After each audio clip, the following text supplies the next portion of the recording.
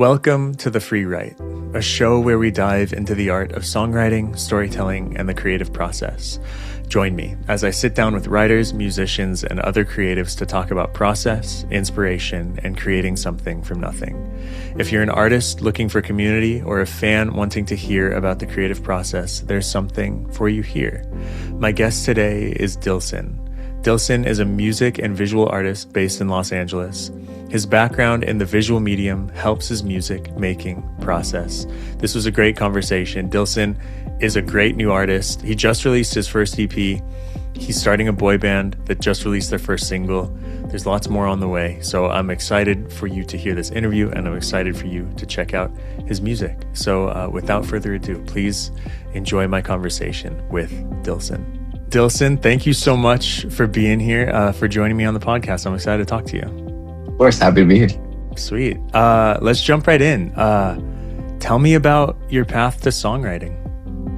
Ooh, okay, path to songwriting, super eventful, I would say. I think my whole life I've been kind of like, I don't want to use the word like insecure to a major point. I think I was always shying away from my true goals, right? So I think it started off in elementary school, discovering K-pop and discovering like artists that kind of, like looked like me and had this crazy production value. Everything was so beautiful and so perfect.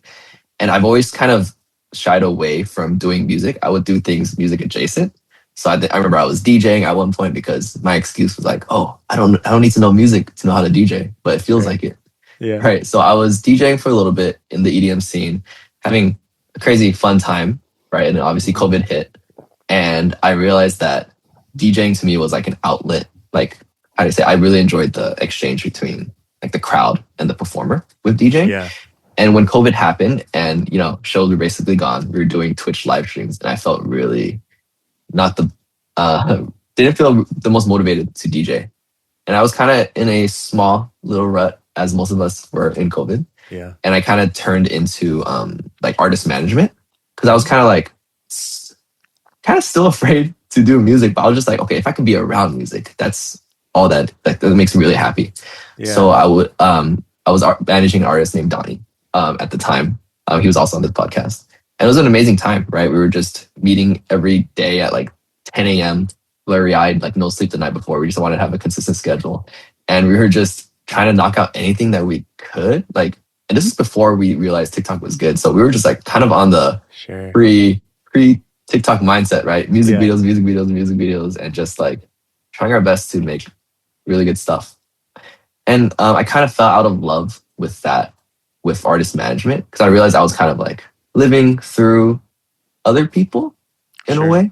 Yeah. But obviously, right, Donnie was incredibly gracious and incredibly like lovely. They, for me to be surrounded by a lot of like-minded artists, and they kind of encouraged me to like pursue songwriting. And I remember like sitting, so Donnie and I were roommates at the time, and it was like 3 a.m. because I was too afraid to record like with anyone around me at all. Yeah. And I recorded my first song like with autotune, out of key and everything. And everything just came really naturally in a way where it's just like, I think I'm naturally like an overthinker. So a lot of songwriting process to me really just has to be in the moment. So at that moment, I realized that like, oh, I think I can maybe do this, and, kind of slowly picking away at it until recently, like a couple months ago, I was able to drop my first EP. Yeah. And it's been a really amazing moment since. Yeah. Heck yeah. What was your musical experience up to that point? Did you have any like music background? Not much music background. So yeah. You're just coming in kind of cold and being like, I'm a hit record and go for it. Yeah. I think it was that. I think I was always been a very technical guy as well, right? Obviously doing a lot of like camera work, a lot of videography work when I was managing Donnie. So I think I was always how do I say? I would know how to set up a studio, but I would not know how to record, if that makes sense. So I always had the gear, and I've always had moments where I was like, I'm going to invest in this gear, I'm going to do it. And it kind of just collects dust for a little bit. But yeah. Nice.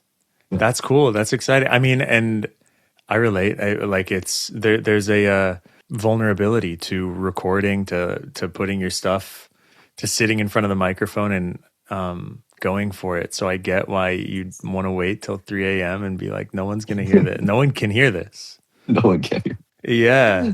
Yeah. What was it like Uh, for you at the beginning of that process, starting to kind of put things down and hear it back? Like, who were you showing first? What were your thoughts on those early projects? How are you getting them started? yeah. Any of that? It was great because I think this was still when I was managing Donnie, and we kind of like we had a crazy day where we would drive to our producer David, right, Mhm. super far in like Victorville, and then we after that, so that would be from like 8 to 4, we'd be in Victorville, and then we Yeah. drive to our other friend in like Santa Clarita in the same day, and we kind of just have like two sessions in one day, and then Yeah. slowly, I always think like Donnie was always trying to put me on. He's like, oh yeah, Dylan should you should record a verse, you should record a verse, you should record a verse. Always kind of like slowly hyping me up where we'd make the most silly music in a good way. Like kind of like SoundCloud era, just like kind of ignorant Yeah. rap. And it was like so much fun. And Yeah. we'd always just listen to, we do a mix test in the car and we just be like turning up and everything. Yeah. And yeah, those are very like cherished moments, I feel like. So it was like always like the people around me, they always kind of knew I wanted to do it. So they always would try Mhm. to push me, if that makes sense. Yeah. Yeah. Who were your early people who you trusted to get their ears on it? That's a good question. Definitely Donnie and my friend Backyard Ghost, who's also an artist. Okay. Those were the two definitely biggest ones. Like if they would tell me that it was good, then I'd be so comfortable to show it to anyone because it's such a great role model to look up to. Sure. Yeah. Cool. I want to ask this to just kind of get the ball rolling on talking about Mhm. process. If we were to hang up this call right now and you were to be like, okay, time to write a song, like Mhm. what might that process look like? Not necessarily what is it every time, but if you were right now, Yeah. just like time to write, how would you get that ball rolling? Yeah, I was thinking about that. I think I'm very much, as I mentioned before, very spontaneous. I think if you were to tell me to drop everything right now, I had no responsibilities. I would go on a road trip, like a 2 hour drive anywhere. I feel like Yeah. my best ideas are like mindless driving on the freeway. The sun's out, and I kind of just like stroke of inspiration, and I have a voice memo on my phone. And I think that's the absolute best way. I don't know how to harness that, right? I was listening to like Miho's episode about how she's trying to really cultivate like songwriting. I Yeah. still think I'm relatively new to it, Hmm. but I'm very like I really like wait for those moments to happen. And when they happen, they're just so intensely strong that I might have to like pull my car over and like really jot it down before it goes away, type of thing. Yeah. Yeah. Sure. So let's say you've Mm. done that, then how are you gonna take that idea and run with it through the process? Yeah. So usually if I have something where it feels like so intensely strong that I should produce it or create it, I Hmm. try to make like an acoustic demo with friends because I usually have a thing where it's like, if it sounds amazing on acoustic guitar, it's going to sound amazing, like produced in any way. And I, I don't have a lot of demos, right? So it's very rare that a song feels so strong to me. Um, but when it does, I would usually like either take it to David to produce, and kind of get it in that whole process. Yeah. Yeah. When you're taking stuff to David, Mhm. friend of the pod, what Mhm. uh what are you bringing? Are you bringing like a fully fleshed out um like structure lyrical idea? I've learned that the hard way. I think I'd had like 10 different sessions with David. Hmm. And I think I was always trying to find it because I've always been a spontaneous type of guy, showing up on the day of and trying to figure out there. But I realized Yeah. that it becomes very unfocused. And it's kind of like the greatest thing about a producer is making sure that you're kind of giving a lot of references, a lot of direction. And for me, I think being such a novice and being so timid with music making, I'm always kind of like, I'll show up at David's and something's going to happen, He'll know what to do. Yeah. So like I guess the first half sessions, I wasn't the most satisfied with what we were producing because I think it kind of fell on me. I didn't really know what I wanted at the end of the session. Yeah. But lately I've been more inspired to like really flesh out demos and really come to David's really prepared where we can just focus on the nitty gritty details. Yeah. Yeah, that's mostly been the process Nice. since then. Mhm. How do you view the different parts of a song? Like in my mind, there's like melody, Mhm. lyrics, and then like rhythm and Mhm. like harmony are kind of all floating Yeah. around at once. Where I'm like the chord structure, what's the vibe, yeah, and then like I'm trying to write lyrics, trying to come up with catchy melodies or whatever. Like how are Mhm. you viewing that as you're going through it? I still think, I don't know if this is an amazing answer, but because of how spontaneous everything is, everything kind of comes together. I would Yeah. say like lyrics and melody, they come together. I think that I'm still, right, obviously, as I mentioned, like there's not a lot of moments where I'm able to like hunker down and songwrite. Hmm. And I really trust in those moments that just kind of come. And when they come, the whole process just comes together so strongly that I feel like Yeah. it comes together. Yeah. You're going more, it's just more spontaneous. It's more Incredibly happening spontaneous. all at once. Yeah. Almost like, just Yeah. like freestyling and then seeing what sticks. 100%. Because I think I'm still very caught up in like, kind of like day job mode, like career mode, and then Sure. artist mode, and trying to Yeah. balance that. So sometimes there's moments where like my months are so filled up where I can't really songwrite. Hmm. So I really trust in those little pockets of like the busyness that if a moment comes, just kind of take it. Yeah. Yeah. If you're in one of those pockets, Yeah. how do you decide what gets written down and like what you stick with? What's the Yeah. editing process like on some of those more free flowing, spontaneous moments? Yeah. I think if I ever encounter a moment like that, I really, really, really try hard. Like even like with if it's a long packed day, I still try to make time to set away, even if it's like 10 minutes to at least like jot everything down in Google Docs, like all the rough lyrics Okay. and the rough structure that came Sure. out during that time. And I try my best to like, how do I say, kind of journal it or keep its place in time. I usually like just date it and I just kind of like put it in a safe space.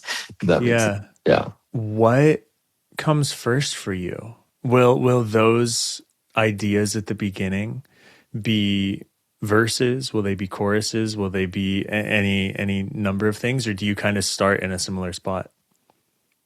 I think I always start with verses. I think to me, like verses really set the tone for everything. Obviously, I'm like with song structure and everything. I noticed a lot of my songs, I never have like an instrumental intro. It always starts off with just like off the bat with verses on a lot of my songs, which is very Yeah. interesting. But I feel like verses come first, and I feel like that just sets the basis of the story that I'm trying to tell, or anything of that song, anything in the song. I feel like that sets more of a tone than the chorus. Because to me, I still feel like choruses might be a little bit like, I don't want to say the word simple, but I feel like you're able to tell more with the verse, and the chorus Sure. just kind of backs up what you're trying to say with the verses. If that makes Yeah. sense. Yeah. Yeah, that makes sense. Like the Mhm. verses are a little bit more specific and the chorus can be a little bit more broad. Yeah. So I definitely Yeah. think more verses. Yeah. Cool. And then what about like how are verse twos for you? I'm always curious with songwriters, what the process of writing a verse two or a bridge is like. Because for me, that can be a hard part of the process, like figuring out what comes next. Like I have a verse, I have a chorus. Now what? What's Yeah. that like for No, you? that's true. I think I think being very influenced by DJing and EDM song structure, I'm Yeah. obsessed with songs in the EDM world where like there's a build up and then there's like a drop, and the drop would be like a dubstep drop, right? Mhm. So it's very like half timey, and then the second drop, all of a sudden it's like a speed house or like a hard style drop, Sure. and I'm like absolutely obsessed with crazy song structure like that. So I Yeah. think away from me, I naturally am inclined to be like, all right, second verse and second chorus, we're gonna have to like switch it up like dramatically to kind of even spur my inspiration to kind of continue the song in a way. Yeah, I guess using that EDM structure within like right now I'm making like indie folk Midwest emo type of adjacent music. I don't know. I think trying to figure out a way to include that is just like so fun. Yeah. Nice. Is there anything that you're really aiming for or trying for when you're writing? I kind of see it as like, I don't know, kind of sappy, but in a good way. I feel like obviously biggest points of life kind of like in high school, right? Where you would see the same people every day and you would kind of make these connections. And obviously as we grow up and we get more nostalgic, I feel like I always try to frame my songs around like explaining like the moments from then till now, if that makes sense. Like kind of if you kind of miss a distant friend and I'm able to explain this whole 10-year gap in our journey through this one song in these little pockets, because I feel like I present myself, I feel like a lot of like quote unquote emo kids or, kind of like sad boys in that scene or whatever, they kind of have this like emanating aura of just like mysteriousness to it. So I'm kind of like taking advantage of that. I'm kind of like, you know what? This song is just like what's been going on. Yeah. Yeah. Nice. I feel like I was picking up on the nostalgia factor in some of your music. So it's interesting Mhm. hearing you mention that now. Yeah, I love nostalgia. It's an amazing and terrible thing at the same time. It's just Yeah. so comforting. Tell me Yeah. more about that. I'm curious. Yeah, I guess like a lot of visual, like obviously because I'm a very visual heavy person, as that's like Mhm. usually what I do for freelance work. And I don't know, I just love, we have a lot of malls in our area, right? I'm from the Alhambra area that are just like old, dilapidated, and like getting reconstructed and getting remade into something new. But I just like, I would just love to just like sit in that area and just stare at it and really take it in one last time. It's so fleeting. I feel like something so physical is so fleeting. Yeah. Like that word, like if these walls could talk, like how many families have went through this place? How many great memories, sad memories have been through this place? And yeah, I just love like setting up my camera and just filming for a minute in this blank empty space, kind of like liminal, kind of back rooms type of vibe, and Yeah. putting my music on top of that, just like, oh my gosh, it just sometimes like to some viewers, I remember I would try to get critique from people. They're just like, you know, this is just like an empty field, or this is just like a power line. But I'm just like, You're like, this is yeah. more. This is Yeah, everything to me. exactly. Like, this is Whoa. everything to me. Yeah, yeah. That's super interesting. Mhm, Um, okay, what about on the flip side? mhm. Are you trying to avoid anything when you're writing?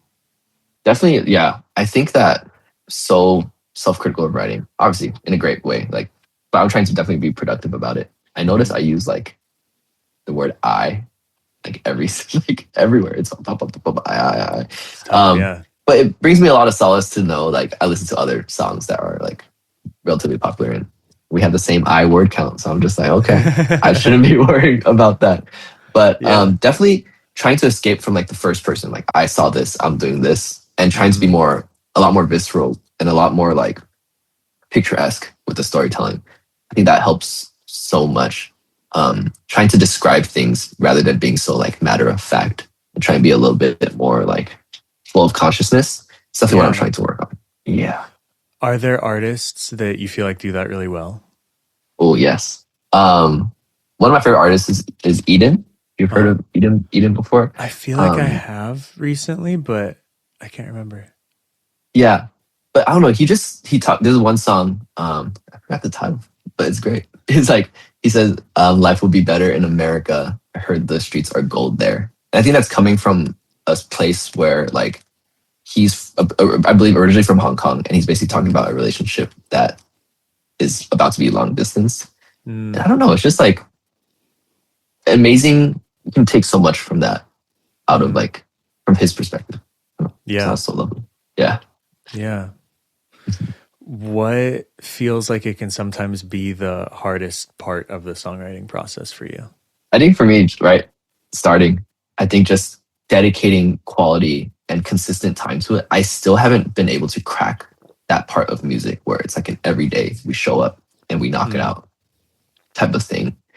And I'm a bit cautious. I'm very like as a person, I am a very cautious person, and it's like a double-edged sword where I'm just very careful and I'm very like apprehensive to start things. But I really want to crack that, and I really mm. am so grateful that I'm surrounded by just artists who are also, you know, it's great to know that people have been doing this longer than I have. I kind Mm. of they share the same kind of sentiment. Where sometimes it is just incredibly hard. You show up and you just write something that's not quote unquote good, and yeah, I'm just happy to be in like company. Yeah. Yeah. Are you collaborating a lot with your writing? Yeah, at the moment, I'm working on like a boy band project with two other friends, and we've been collaborating like a lot. It's been very, very fun.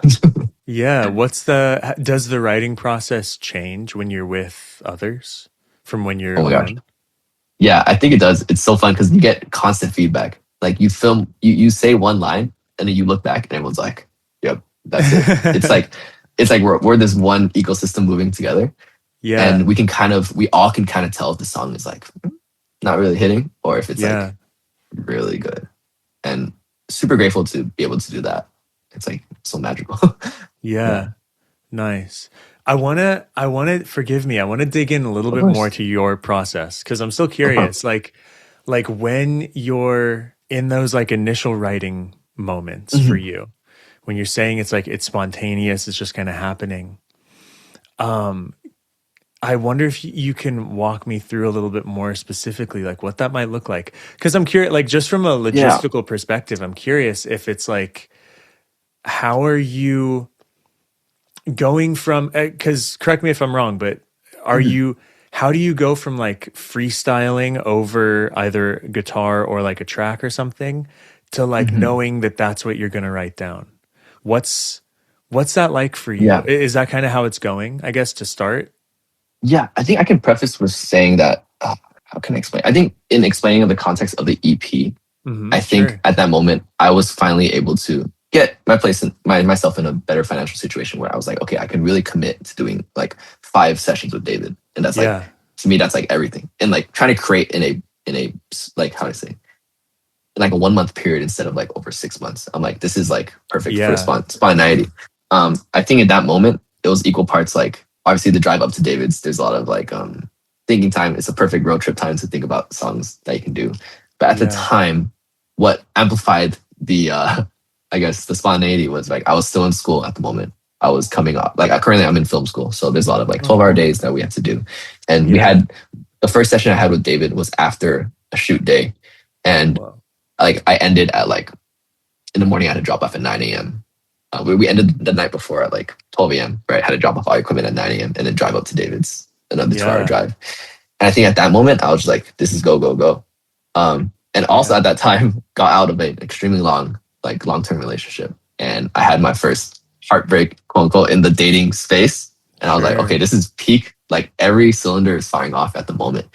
And I remember just driving up and being a little bit stressed, being a little bit tired, but being a little bit at peace because I felt like I had so much to talk about. Um, Yeah. so at first I went, this is for the song. It's for the song, The Guilt I Carry. And that's like probably the most, I feel like the best song I've ever written, the song that I'm most proud of. And I remember showing up to David's and talking about how like, okay, I would love to do like some guitar chords with sorry, my cat's acting up. No, Um, you're good. some guitar chords with like rubber bridge guitar. And he played me a guitar, a progression. Hmm. And I was like, okay, this is perfect. So obviously it was like a really tiring day. And while he was building out the beat, I took like the longest like 2-3 hour nap in a 5 hour session. Right. But it was kind of like an amazing dream. We talk about nostalgia, we talk about this and that. It felt like an interesting falling in and out of sleep to like the song that you're going to create. And I feel like in that moment, I woke up, and this is not like a groggy wake up. This is just like an instant wake up. And Yeah. instantly I had like the entire song like mapped out. I just like Wow. spammed my notepad really quickly, and we recorded it in that take. Um, within the 2 hours time that we had left. And yeah, I don't know how to recreate that. I don't Whoa. know if that answers any question, but it was That's a great amazing. story. Yeah. That's super Yeah, interesting. it was It, everything I would have wanted. Yeah. yeah. Mhm. Fascinating. It's like, it's because it's a process that I'm personally so unfamiliar with. Like, I feel so out of my element if I'm writing without like an instrument. Like, Mm, even when I'm at my computer writing to a track, that is a little bit less comfortable for me than having a guitar in my hands or being at the piano.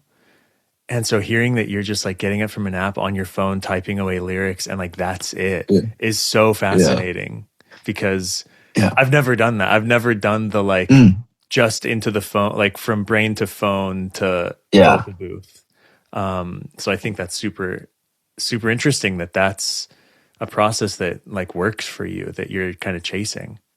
Yeah. If you look at my notes app, it's just probably like 1,000 notes. Just all like it's gonna say the title's gonna be like groceries for the day, and it's gonna be like a bundle of lyrics, and then like my to-do list for the day, and then the actual groceries, and then more lyrics from like a month later. It's so much Heck fun. yeah. Okay, Yeah. one more question on it. Mhm. Are you like getting melody in there with the lyrics that you're writing?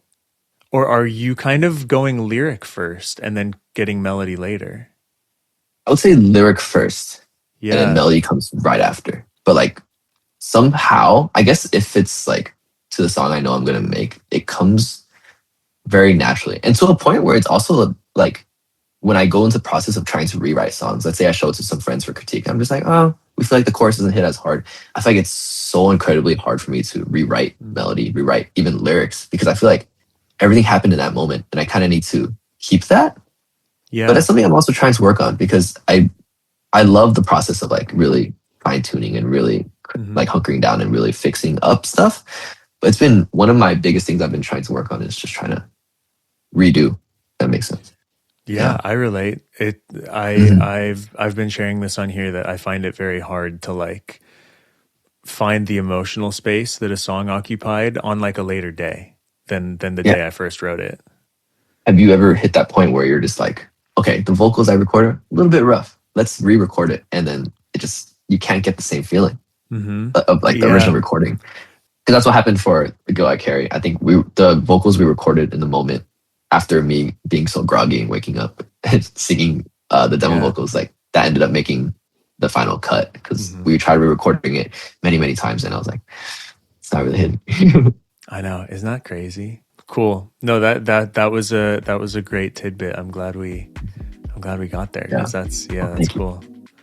I appreciate it. I just want to take a quick break from the pod to let you know that I am posting bonus content from the podcast on Patreon. At the end of the show, we recorded another 10-15 minutes, just Dylson and I talking. So if you want some more Dylson, you can get it on my Patreon page. And I would also appreciate the support for myself and for the podcast. So just had to do a quick shout out to Patreon. Now let's get back to the episode. How do you know when a song is done? It's you said that you'll like show to friends for critique. You said that something you're working on is kind of fine tuning and editing and honing in. How do you know when it's finally done and finally ready to either be recorded, or in the case of the Guilt I Carry, ready to not be re-recorded? Like how do you know when you're finished with that? I think in my place, I know a song is done. Definitely have to do a deadline. I think I'm very much like, if the song doesn't release, I can't move on, and it's hard for me to write more material. Yeah. So I think I'm a very big on deadlines type of guy, because I've learned to do that, because I think I've been to too many points with my previous releases where I would like make the song and I'd make an elaborate music video to it, and I would just feel extreme burnout in kind of living that life.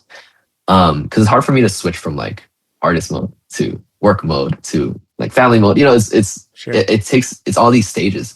So I think for the most recent EP, I think it was just a deadline. I think 6 months before, when I had all the demos kind of gathered, so I just had to produce, mix, master. I was like, okay, we really need to get it done by January.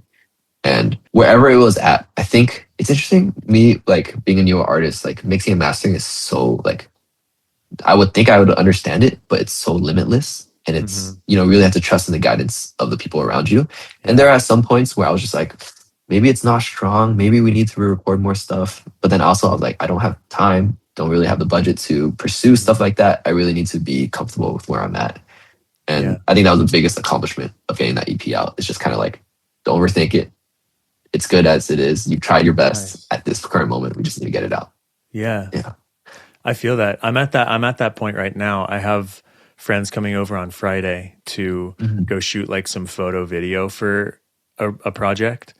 Yeah. And I realized at the beginning of the week this week, I was like, I need to have a song, a single cover out of this photo shoot, because I need to just put this song out so I can move on, because I'm like not quite at the point of burning myself out with it, but I've had like so many mix versions, so many master versions. I'm like, this doesn't matter anymore. Either it's gonna work or it's not. I need to just get it out. So I'm relating hard to what you're saying right now.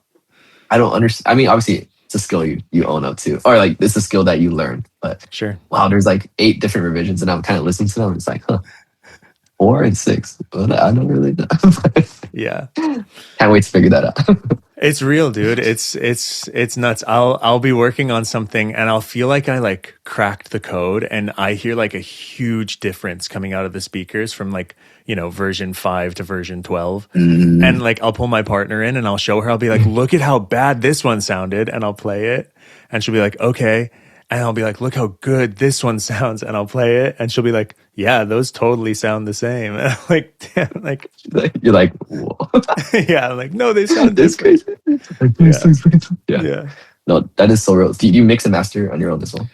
I do. I do. I by no means consider myself like a good masterer. I'm very much feel like I'm just doing the baseline job. Yeah. But I do mix, and I it's a skill that I feel like I need to relearn every 3 years. And right now I'm feeling like I'm getting a little better, even though Yeah. I'm sure I'm gonna feel it. Yeah. So yes, I do. But Eternal process. We love that. yeah, always trying to Yeah. learn, always trying to get better with it for sure. How about naming songs or projects? Mm. What's Yeah. naming it like for you? So that's a good question. I had a point out, and I had like, I think the first 4 songs I released all started with like the letter T, like kind of naturally. And I was like, we gotta continue this. But then I was like, what am I doing? Like, well, this doesn't make sense. What do you mean? I think it's just like kind of coincidence. Yeah. But I think naming it, let's see. Yeah, all my songs I think kind of like centered around the chorus. I think the guilt I carry is like off of like what I said in the verse, and I kind of like set the tone for everything. But the name of the EP, I kind of have a good story for that. It's forever never, right? I think it's like kind of just like that feeling of just feeling like not up to par with a lot of the life, and kind of like trying to explain that process to people who have seen me at my best, who've seen me at my worst. And I remember when I dropped the EP, right? It's called Forever Never, and a lot of my friends referred to it as like Forever and Ever. And I was like, it's such a small change, but I was like, wait, that's actually so positive. I feel like I have a lot of negative connotation towards the music I create, or like the vibes that I create. And they're able to interpret it as like something else entirely, as like forever and ever. And I was like, okay, this is very wholesome. Yeah. Small little tidbit. Yeah. That's great. It's a good example of how the songs we write, we don't have control over how they're interpreted or how people hear them. And so that's such a clear example of that with the literal title of the EP. That's super interesting. Yeah, and like this is coming from like high school friend group, or like people who, you know, the goal is to like kind of explain my story, and for them to see it, I was like, I don't know, so full circle. Sure. It's great. Yeah. Okay, let's talk about visuals. You said that you're a freelance videographer. You're in film school right now. Yeah. What is the visual process like for you and releasing music? I think right now, both in like album art, EP art, and like music video stuff, Spotify canvases, like what's that like for you? I would say I'm very like grateful to be able to like film my own content and stuff like that. But also like it's such a interesting hug of war in every direction, right? Coming from my experience of being like artist management, I think there's a certain point where I was just like, would tell like the artists I manage, I'm like, you know what? Music videos aren't worth it for the budget. They're not getting anything out of it. We have to commit to shooting 100 short form content videos. And we'd be shooting those videos and we're just like, this is kind of killing me. Like, what are we doing here? There's like not a lot of meaning. And then this is also me, like, I feel like the music and the EP was just so intimate that I tried to record everything by myself. And there was just not a lot of like back and forth. And there's a lot of like apprehension with that. Oh my gosh, such a long process. I think that I can't speak too much on like the EP, because I think with the EP, I had this grand idea of like, we're gonna do 3 music videos, we're gonna have a lot of short form content and this and that. And obviously deadlines came down. And at a certain point, I was just happy that it was out in the world. That's why I think, which is interesting, I think when we talked about artist mode and like career mode and everything like that, it was hard for me to separate that with the EP. It kind of created its own batch of content. But I was able to have like my cousin Brian, who's a graphic designer, help design the album, and my friend Sean helped me shoot the cover. I was still able to get any remnant of that out. But I think it's interesting how like I'm kind of relatively multifaceted with the things that I do, but it's hard for me to like find the piece to kind of bridge it together, which is also good. And it's also like, maybe I really understand the artist perspective. It really gives me a lot of know-how to be like, I work with some artists and they're just kind of like, all right, I trust you. You just figure it out. Because how can you figure out, like, as an artist, you figure out lyrics, you figure out mixing, mastering, you figure out budget, let alone you figure out your creative direction. And then there's too much going on in this process that it's good to know that there's like, it's good to like kind of let go, and it's good to like kind of have that trust in other people, you know, which is interesting with like my songwriting and everything, how intimate and how like relatively lonely it can feel. And in order to bolster that, you would kind of need the trust the people around you. And it's Sure. like an interesting process that's very like, I don't know, life affirming. Yeah. Yeah. Do you have any like tips or tricks or tools that you use for, I guess specifically for your artist project as to how you do that? Because I mean, you're saying it's tough, and I think a lot of artists would agree with you. And Mhm. so I'm curious what you do for it. Like it sounds like one of the tools is to just get help and pass things on to people.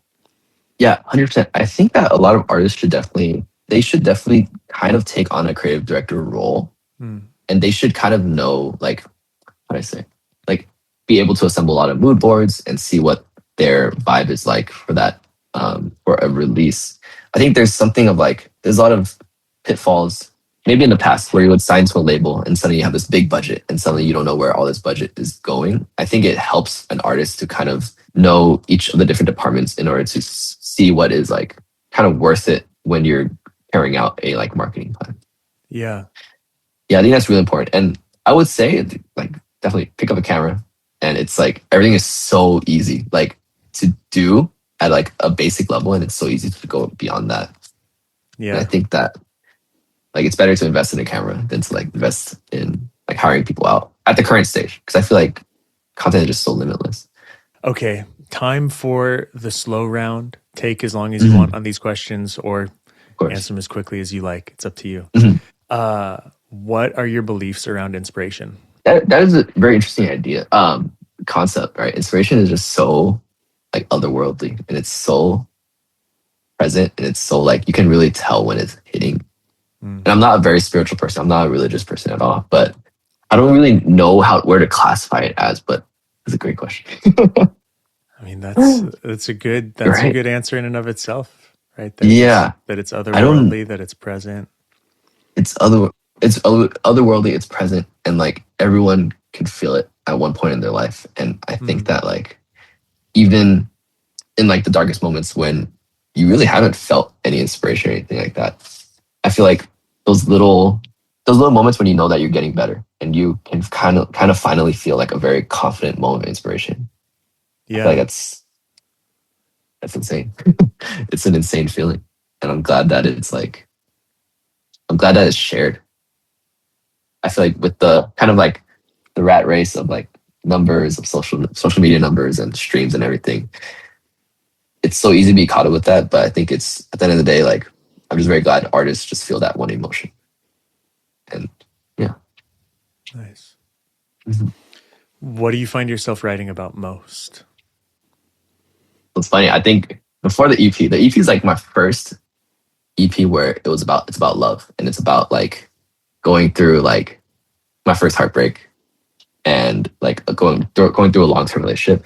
That's the first one where it's like specifically about another person. I feel like my Mm. singles before that were just very kind of like self loading, a lot of like angry at past, angry at current decisions. Mm. And I feel like after going through it's so cheap. After going through a heartbreak, I'm just like, wow, all these love songs make so much sense. And not that they're easier to write about, but they're just like they're also so introspective when combining that with like evaluating yourself as a person, as a human being. Yeah, so a lot at this current moment, I've been on like figuring out my love journey. So it's a lot of just like love, a lot of stuff in that nature. I was talking to someone yesterday and we were like, there's something about the form of songwriting that just lends itself to talking about love or heartbreak or sad things. It's like Yeah, it just makes sense. right. And how some happy songs are just like really sad at the Hmm. at the bottom of it. Yeah, lyrically. Yeah, Yeah. right. Those are my favorite happy songs are the ones that are like secret sad songs. Yeah, like Pharrell "Happy," like the saddest song. No, I'm just kidding. Mm. I wish it was the saddest song. um, is there a piece of creative advice that you've really resonated with? It's interesting. I feel like in my creative circle when we were starting out, obviously with artist management, and I feel like starting out as a young age, I think it was very much like take all your savings and you're gonna throw it into this, and you're gonna go into debt and you're gonna make it. But like low key, like that's not the best advice ever. I'm very much in the matter of like take care of your personal life, Hmm. take care of your finances, take care of like your mental well being, and Yeah. all your artistry will always come out very naturally, and it will like absolutely never leave you. Because I feel like these stages of burnout when you're dedicating so much time and money in hopes that something will pop off, right? Because like popping off is so limitless. I feel like when you're on Yeah. TikTok, you're just like, this song, we're gonna try this, we're gonna try this. Yeah.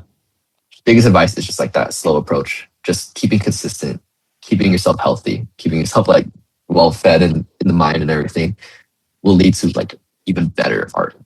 And like I'm a firm believer that I think there's a certain point where I was just like, okay, I know I'm gonna do music. I'm gonna give it my all. And after every release, I'd kind of go into hiatus, you know, kind of just burning out and kind of be like, how can I reinvent myself for this next era? How can I do this? How can I do this? But I think what this EP definitely taught me was just like, yeah, you can save up money. You can knock this out in a healthy way. At the end of the day, it is a hobby. You don't have to knock out all the marks that you've initially done. But as long as you keep to the schedule and afterwards you're happy about it, like what more can we ask for, right? Nice. And you do 10 more of those with the same mindset and something's about to happen. Something is bound to happen. You know? So I think just growing into that has just been amazing. Nice. Yeah. What is a creative goal of yours? Ooh, that's a good question. Creative goal of mine is to like fully produce my next songs or EP or whatever. Yeah. I kind of want to crack that code of like me being a bit like apprehensive with filming myself, with recording myself with this, kind of find my way back into music again, but in kind of like on my own terms, like in a little bit more consistent way, where instead of me like kind of waiting and relying on those moments of inspiration, I kind of want to like set up myself for success to find those, right? So I'm in the process of like kind of building a small home studio, still playing with my guitars a little bit more, like just dedicating like intentional time to music instead of waiting. So I'm tired of waiting. Heck yeah. Is there a song by someone else that you wish you would have written? Yes, definitely. Let me think.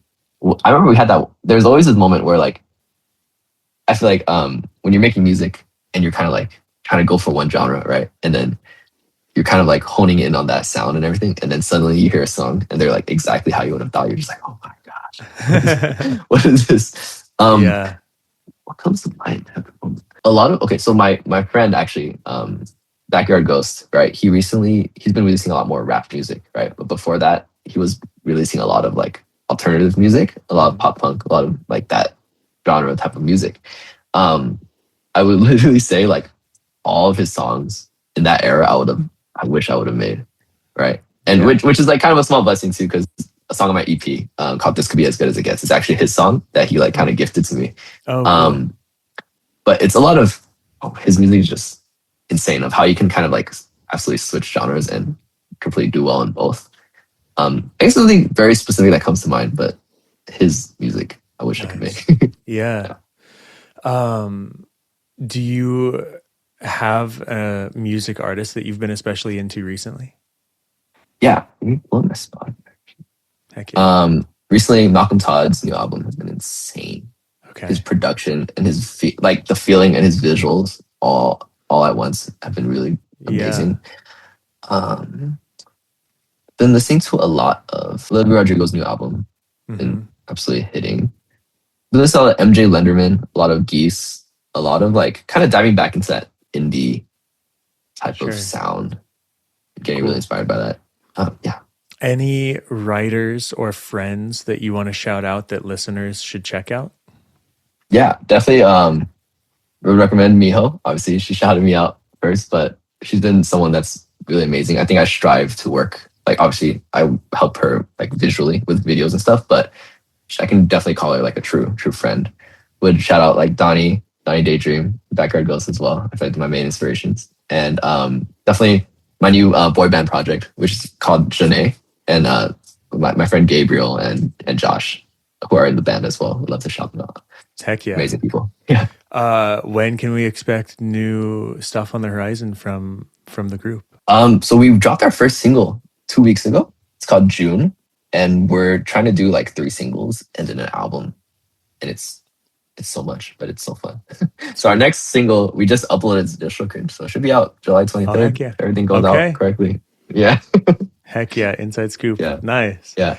And hopefully for my solo music, hopefully start of next year. Nice. Love it. Last thing, yeah. I mean, we already started doing it. Anything to promote, and or where can people find you? Yeah, so at the moment, for my music, it's gonna be Dylson. My Instagram handle is at Dylson. I paid a guy $100 for that handle, so you should check it out. And Nice. then it's on Spotify, Apple Music, everything like that. Our boy band project, if you're interested, it's Jenei, so it's JENEI official. That's gonna be on Instagram and also all platforms as well. And you can check it out. Sweet. Well, thank you so much, Dilson. I appreciate you hopping on. Had a great time. I really enjoyed talking to you, and I'm excited for your new stuff. I'm excited for both your solo stuff and the boy band stuff. That's fun. Oh, thank you so much, Jarvis. I appreciate it. Thank you so much for listening to my conversation with Dilson. You can find his music wherever you stream music, and you can follow him on Instagram and TikTok at Dilson. As he said, he paid $100 for the handle. You got to go check it out. If you enjoyed the episode, it would mean a lot to me if you shared it with a friend and left a positive review. Those both really help. You can watch full video of all episodes on YouTube under the Freewrite. It's a new YouTube channel. I'm uploading all the video there instead of my personal artist channel. So the Freewrite on YouTube, and you can see this episode and all past episodes as well, and all future episodes. And if you have the means and would like to support myself and the show even more, please check out my Patreon page. I post unreleased demos, music recommendations, and now bonus content from the podcast finally every week. I really want to keep this show going, and supporting me on Patreon is the best and most clear way to make sure that it continues. Thank you again so much for listening this far. I really appreciate you taking the time, and I hope that you make some time for yourself to create something today.